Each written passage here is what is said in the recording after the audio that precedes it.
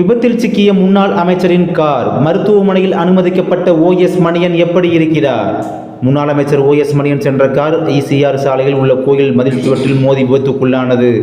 நாகை மாவட்டம் தலைநாறு அடுத்த ஓரடியம்பாலம் பகுதியைச் சேர்ந்த முன்னாள் அமைச்சரும் தற்போதைய வேதாரண்யம் சட்டமன்ற உறுப்பினருமான OS மணியன் இன்று கிழக்கு கடற்கரை சாலையில் திருப்பூண்டி காரை நகர் அருகே காரில் சென்று கொண்டிருந்தார். அப்போது எதிர்பாராத விதமாக ஒரு இருசக்கர வாகனம் குறுக்கில் வந்தது.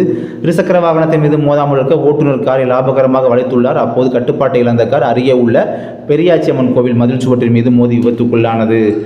அப்பாவி மக்களை முதலமைச்சர் இந்த விபத்தில் காரின் முன்பக்க பகுதி சேதமடைந்த நிலையில் முன்னாள் அமைச்சர் மற்றும் ஓட்டுநர் அதிர்ஷ்டவசமாக உயிர் தப்பினார். சிறு காயங்களோடு தற்போது அவர்கள் நாகை அரசு மருத்துவக் கல்லூரி மருத்துவமனைக்கு முதல் உதவி சிகிச்சைக்கு அனுமதிக்கப்பட்டனர்.